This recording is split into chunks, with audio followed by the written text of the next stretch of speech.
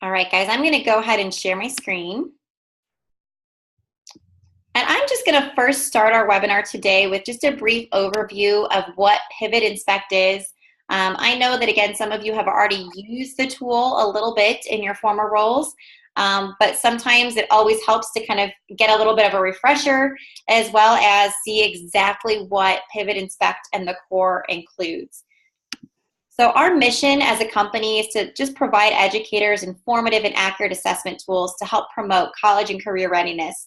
I know you've heard that term over and over again, but I would say 90% of our software company staffing is a former educator in some sort of capacity. Many of us were teachers in the classroom, so we really hold this mission near and dear to our heart. We understand that the stresses, the daily stresses of an educator, either in the classroom or in a building leadership role or central office role, really truly surmount. And we really hope that as a company we can provide some sort of support to you that would just help maybe alleviate some of those daily stressors. So again, the purpose of our tool is to really just overcome several common challenges within the classroom and within the building space.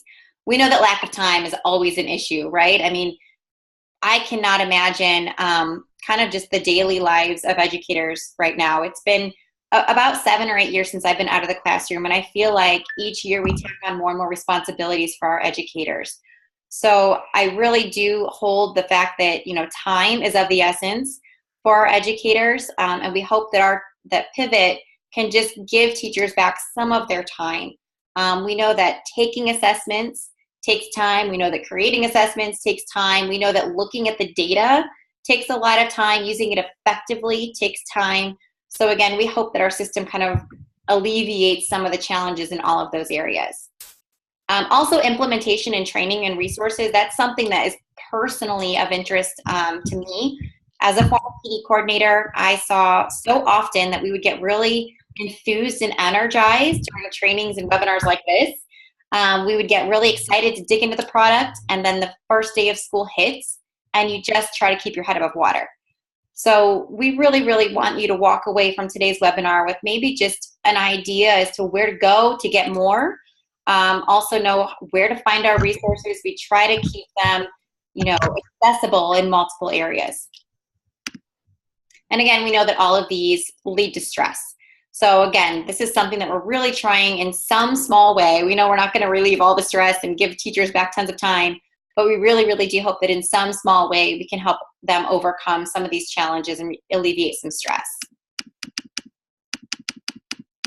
So some things that we know is that we're moving to iLearn, and I'm sorry, I'm kind of skipping over some of these slides here because we do have a full presentation that I can make sure you get access to, but I just want to be sensitive to your time.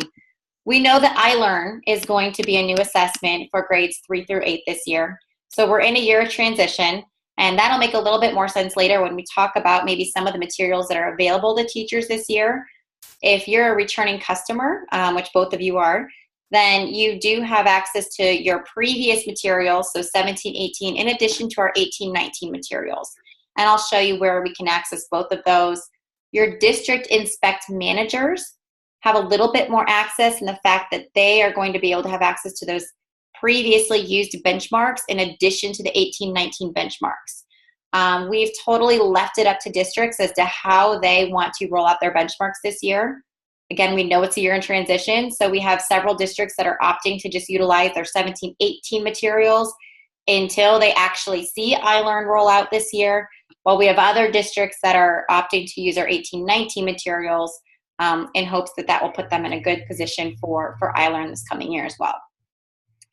But what every district, including teachers, have access to is our Inspect Core Bank.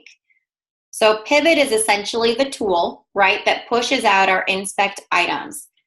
Within that bank, we have over 100,000 items aligned to K-12 grade levels. So again, depending on what grade levels your district purchase is going to dictate what grade level items you have access to.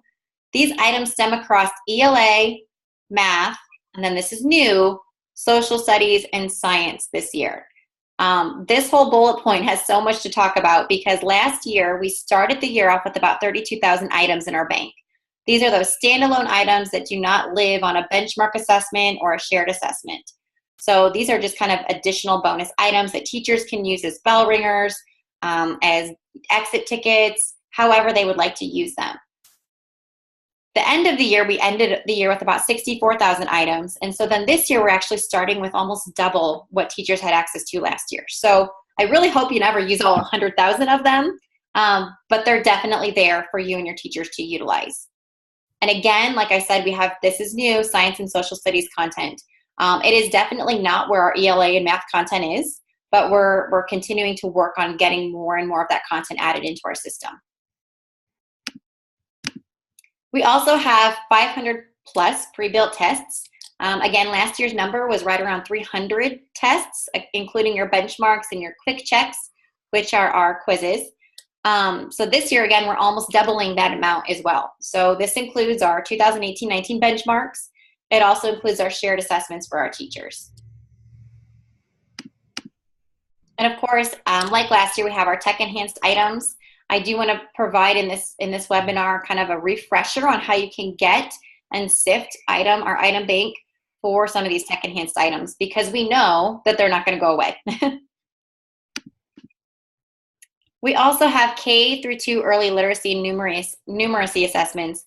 This is something that a lot of districts who purchase K through 2 or K through 12 materials don't even know we have. These would deal with phonics, number sense, so some of those very, very early skills-based assessments that we really need students to start off with when they're entering school.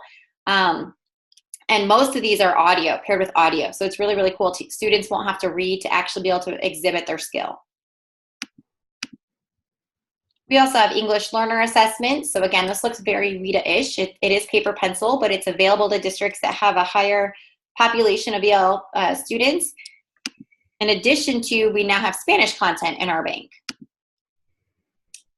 And then finally, we have a math acceleration placement test. So this would be, again, that assessment that would be given to students that are teetering whether or not they need to move on to algebra that next year or stick with another year of pre-algebra or jump into geometry.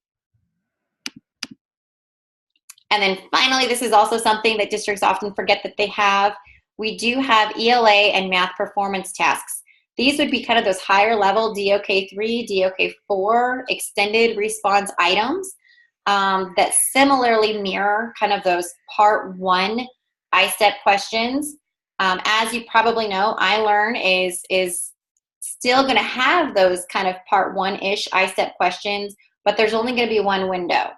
So these types of items aren't going away for our students, but they do get to be taken kind of in a more condensed time frame. So I am going to pause here and just leave some time in the chat to see if there are any questions regarding what that core inspect bank includes for our teachers.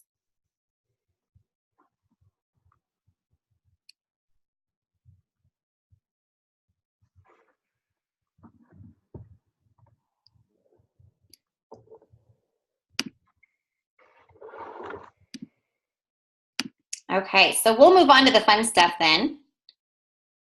I'm going to operate within our demo site, and I'm also going to go ahead and shoot over into the chat the link to our demo site here. So you guys are welcome to follow along within our demo site. This is something that you can use, anyone can use to just kind of get in and get messy and just get experience with the tool. Or you're also welcome to start digging in and creating sandbox classes within your own site. And I'm actually going to walk you through today how you would or how a teacher would create a sandbox class, because it really is recommended that you start your sandbox class. We can work through adding in some shared assessments, creating brand new assessments, and you can make those assessments get as messy as you'd like. If it's in a sandbox class, students will never see them.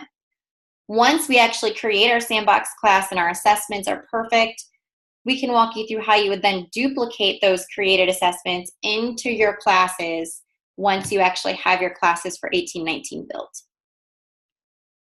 So for today, I'm going to go ahead and log in as a teacher. And I do want to discuss the menu options here because they might differ slightly than the menu options that you actually have in your own site. If you're an Inspect manager, you're actually going to have a menu of 4 different items. You'll see classes, you will see schedule assessments, you'll see manage assessments, and you'll see reports. What that means is that you're serving your district as an inspect manager, and you have access to all of those benchmarks that I mentioned earlier. You have access and the ability to edit any of those benchmarks, and you have the ability to actually assign them or schedule them into any class in the district. Okay, so that is a kind of a heavy role. Not every teacher has that ability, but that is actually a kind of a separate discussion that we might want to have offline if you do have that ability, because you might have some additional responsibilities within your district to actually work with those benchmarks. For today, we're going to really just focus on those abilities of the teacher role to create their own classes, to manage student enrollment if they need to, and then to also get access to our shared assessment bank as well as our item bank. So for today, I'm going to go ahead and hover over classes. Now, if you're in your site, you may or may not see the school year 2018-19 yet. It fully depends on the school calendar that Pivot has in your site, and it also depends on whether or not you have classes yet that are created for that 18-19 year.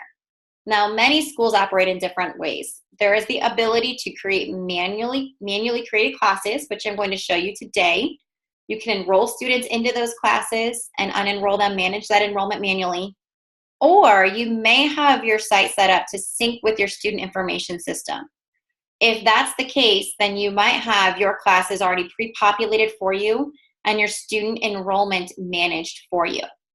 If that's something you're interested in having done for your school, but it's not currently something that's actively in place, then you simply need to work with your tech department and your dedicated Pivot account manager, or email us at pivot@5-startech.com to inquire about what it would take to get that sync going for you. But today I'm just going to operate from a manually created class standpoint. And I've already created a class manually for the 2018 school year, so I automatically see that 2018 school year filter. Again, if you don't see this yet, no big deal. Once you create your first class for 2018-19, then you'll start seeing this as part of your filter options. So I'm going to today just go ahead and create a new class. And my purpose of creating a class today is to create a sandbox class so that I can start adding in assessments and modifying assessments within my sandbox class, so that way I can duplicate them into my classes with my students later.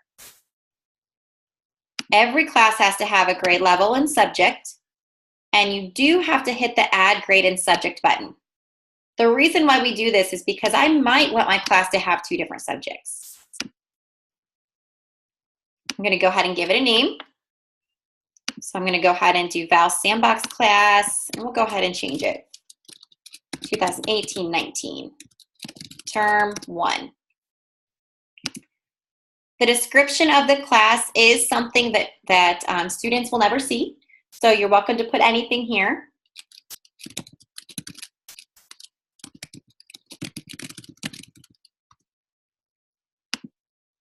Again, you'll want to tie it to a building. Many of you may only have one building that you're tied to, and that's totally okay. This is dependent upon your user level access within your Pivot account.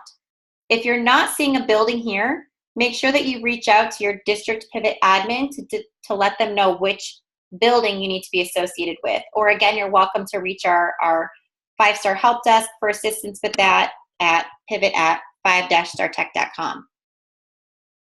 Class sharing, this is super cool. I have the ability to choose staff members that are also living in the building in which my class is associated with to share my class with.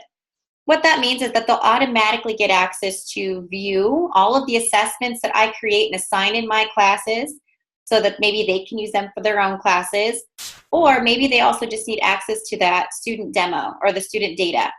So teachers of record, guidance counselors, maybe building principals if needed, or RTI coordinators. Might be great to share your classes with members on those teams. So I'm going to go ahead and just choose a couple people here to share my class with. Class period is totally optional. Date range. In order for it to fall within the 18-19 school year, you'll want to make sure that your class starts on the first student day of school. End date range, anytime after that last day of student enrollment. And then create class.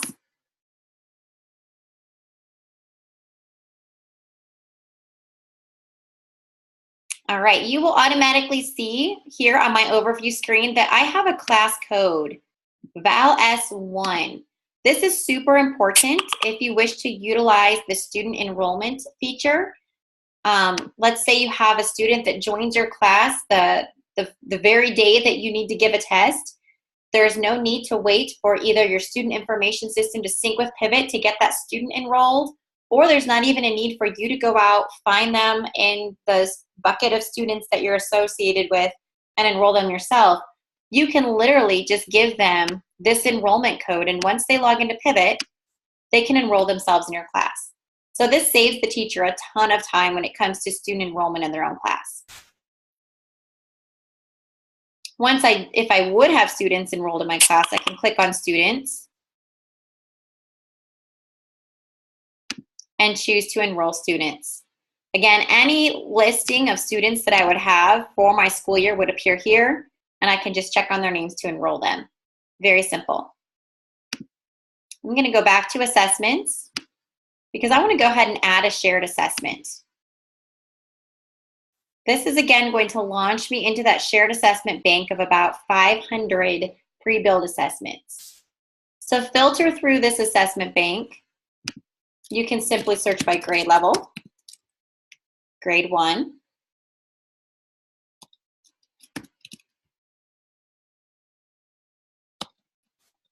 or if you're a high school teacher, you can search by diagnostic, because most of our high school grade level pre-builds are termed with diagnostic. I'm going to go ahead and stick with grade 4 and filter. So again, I can see all of the shared assessments. This includes not only inspect assessments, but it also includes assessments that my colleagues may have created either from scratch or may have modified a shared assessment, and maybe they marked that assessment as a shared assessment. So this bank can only continue to grow as you continue to have your colleagues jump in, dig in, and create their own assessments.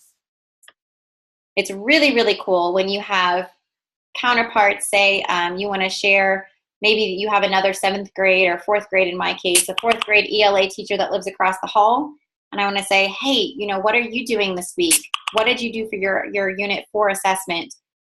They can maybe say, yeah, I created a shared assessment. It's called Unit 4, Grade 4, Mrs. Smith's class, and I could actually go in and utilize that.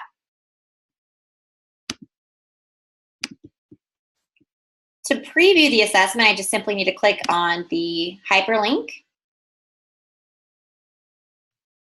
And I see that this is a 6-question quiz with a passage. I can click on each question to view the question and the passage. I can also see what standards this question in particular is aligned to, as well as the type of assessment item. So in this case, it's a multiple choice item. Or I can preview this as a student, and this is really my favorite view.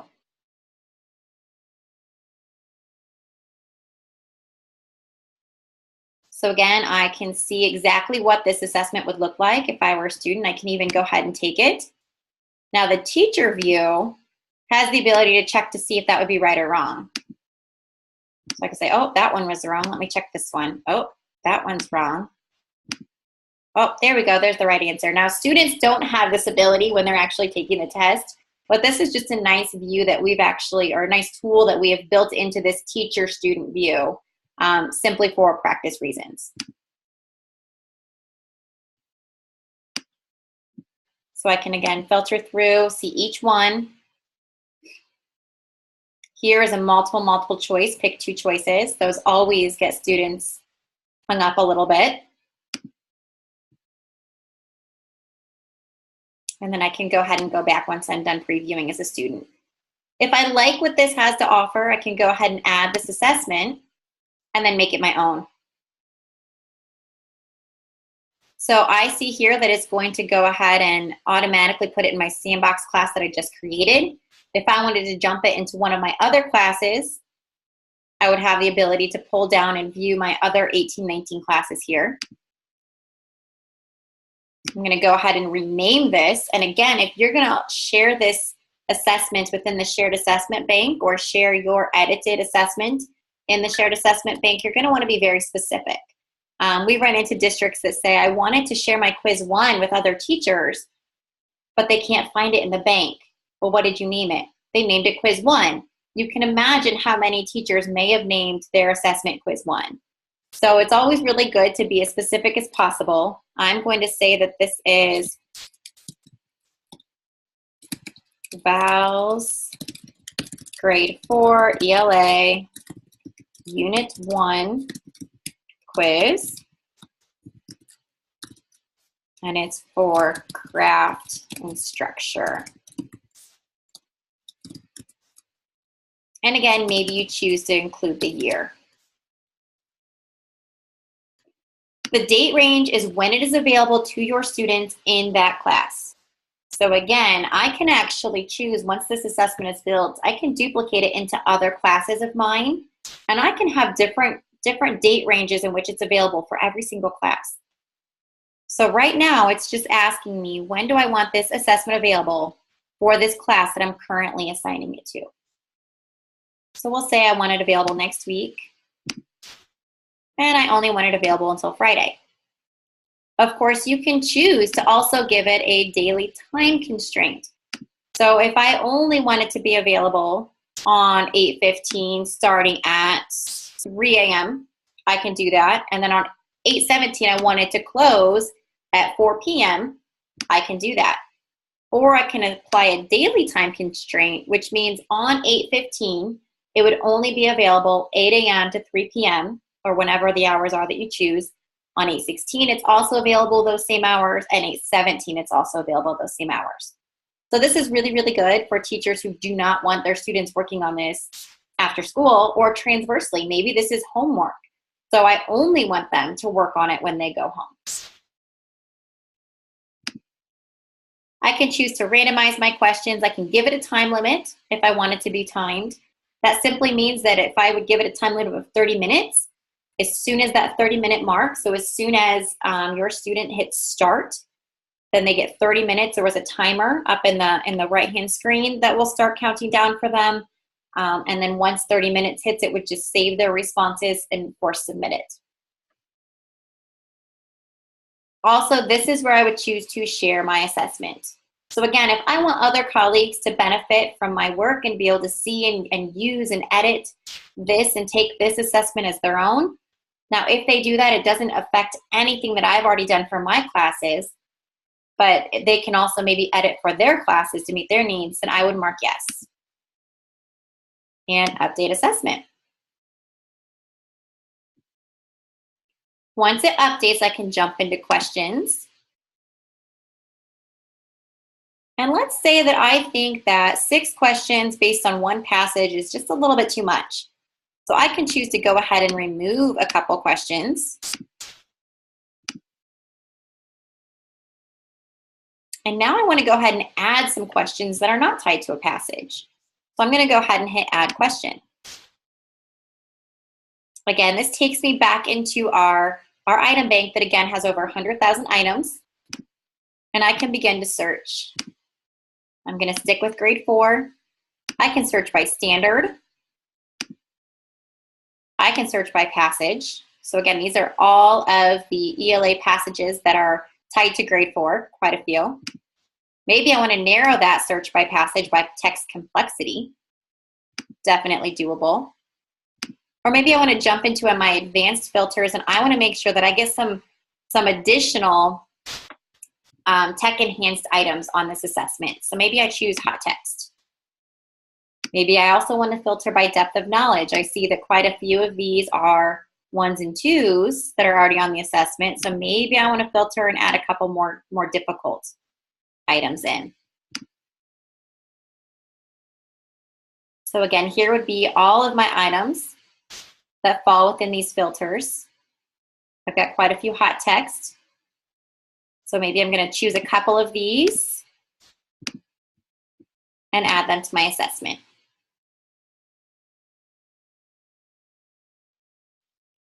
Once your assessment has a name, so as you saw before, I had updated, all of this is saved in real time.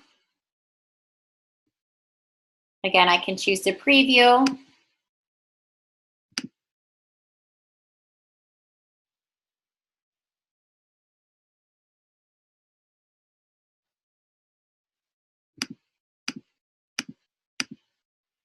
Here's where I get to my hot text. Choose the sentence that should be removed.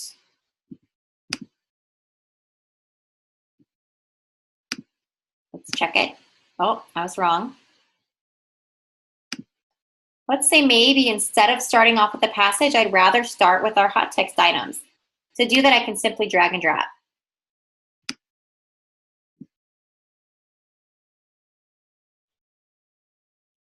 Again, when I'm finally done, I have the ability to print it. I can also print with an answer key, or I could just jump back to my overview. If I've determined that I don't really want to wait for my window to open on 8:15, let's say we finished that unit a little bit earlier, I can either edit my date range here, or I can simply make it available now. And again, I am working out of my Sandbox class. I do not yet have students enrolled.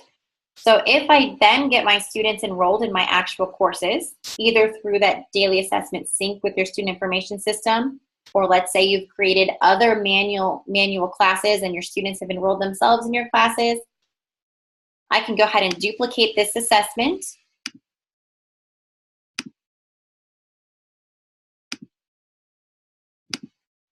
And choose the classes that I'm associated with to duplicate them into.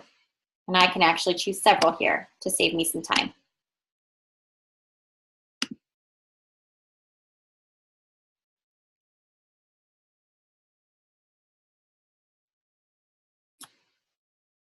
So I'm going to take just a brief moment and stop here to see if there are any questions from our viewers or any items that they wish to see.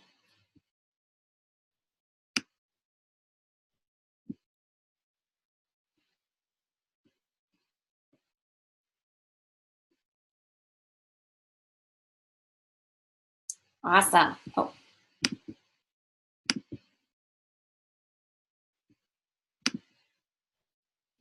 Okay. When we've actually covered all of the things that would actually help get teachers started, we've talked about creating a class. We've talked about student enrollment. We have talked about using that Sandbox class, if chosen to do so, to add shared assessments. We've talking about duplicating and modifying those assessments. Now I want to show you where all of our resources are to help teachers kind of get moving forward. And I do also want to let you know that we're going to schedule some additional trainings, webinar trainings, probably towards the end of August, September, to actually show teachers how to walk through their reports and dig into the data. So in order to keep a lookout on some of our future webinars, and as well as to download our Pivot Inspect playbook and just keep yourself in the know for all of our updates, you can actually click on your question mark icon directly from within your Pivot site.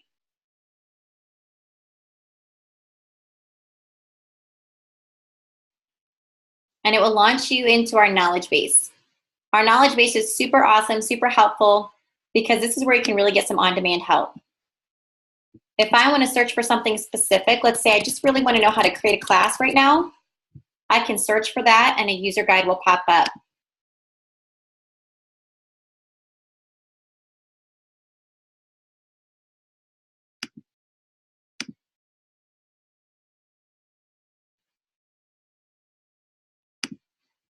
Or if I want to download that Pivot Inspect playbook, which is 47 pages of user guide awesomeness, I can click download. There is a quick Google form to fill out to get access to that document. But once it's filled out, you'll get a 47-page PDF document that you can print out, highlight, bunny ear as much as you would like, just to help keep all of your user guides in one spot.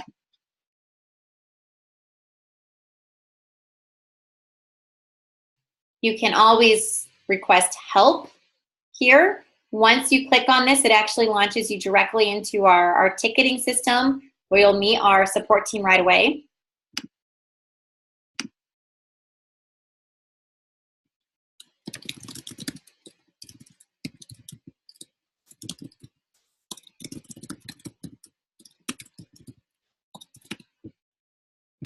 And then finally, you can also register for future webinars through our Pivot Academy. As mentioned, we're going to do another series of these once we get into our data digging, to help learn how you can kind of really use the data that you now have secured as a teacher or from your benchmarks. And you'll be able to look for those here in our catalog. Of course, we've got several others up and coming this week, next week, and just as the school year begins. These are always free to all of our Pivot users. And again, we really just hope that you take advantage of signing up for these. But I'll hang out here just to see if there are any future questions. Again, I want you all to know that you can reach our help desk at pivot@5-startech.com, or simply by clicking on the little question mark icon within your Pivot site and get some great help that way as well.